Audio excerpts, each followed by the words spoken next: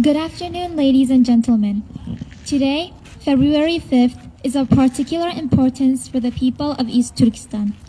Today marks the 26th anniversary of the 1997 Gulja massacre. In the early days of February 1997, hundreds of mainly Uyghur residents gathered in the town of Gulja in the Ili region of Chinese-occupied East Turkestan in order to peacefully protest against the recent execution of 30 East Turkestan independence activists and the ruling Chinese Communist Party, CCP, and the Chinese occupation forces. On the morning of February 5th, as peaceful marches continued, armed Chinese occupation forces descended on Gulja and arrested thousands of peaceful civilians, subjecting them to humiliating mistreatment. Many were disfigured or lost limbs due to frostbite, and others lost their lives. Protests and riots followed, which were met with a brutal crackdown by Chinese authorities. Reports from the region stated that hundreds of Uyghurs lost their lives in the ensuing violence.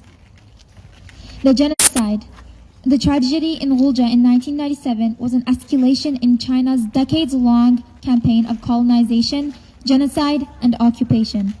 Today, the Gulja massacre continues on a daily basis with millions of Uyghurs, Kazakhs, Kyrgyz, and other Turkic peoples currently locked up in concentration camps, prisons, and slave labor camps where they are forcibly indoctrinated, tortured, sterilized, and even killed for their organs.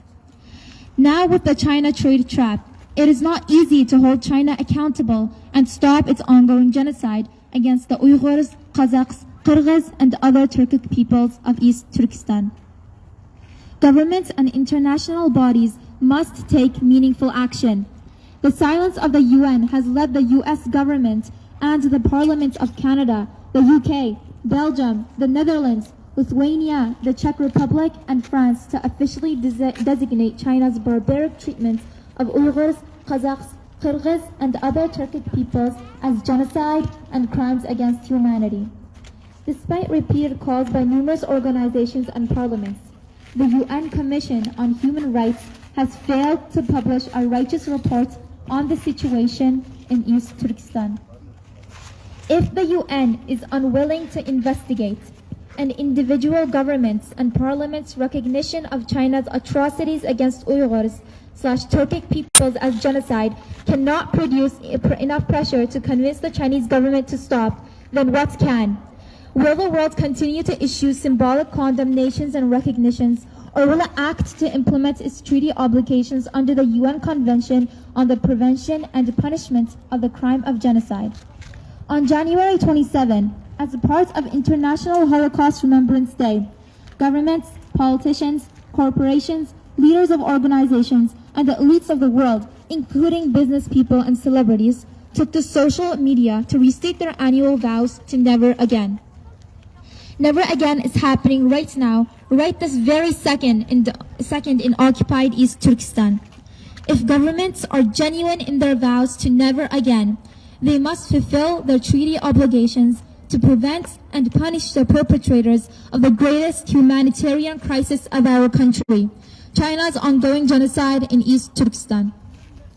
In June 2020, the East Turkestan government in exile and the East Turkestan National Awakening Movement filed a legal complaint urging the ICC to investigate and prosecute Chinese officials for genocide.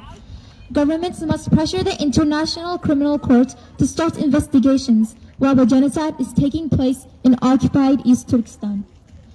Furthermore, governments must also file a parallel case at the International Court of Justice.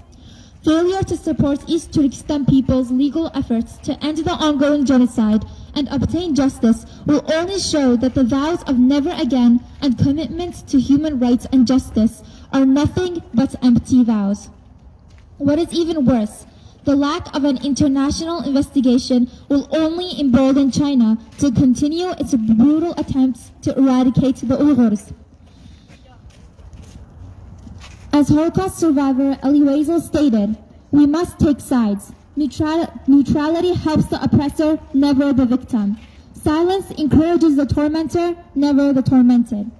Governments need to break their silence and voiced their support for an international investigation to be carried out regarding China's ongoing genocide and crimes against humanity against the Uyghur and other Turkic peoples of East Turkestan.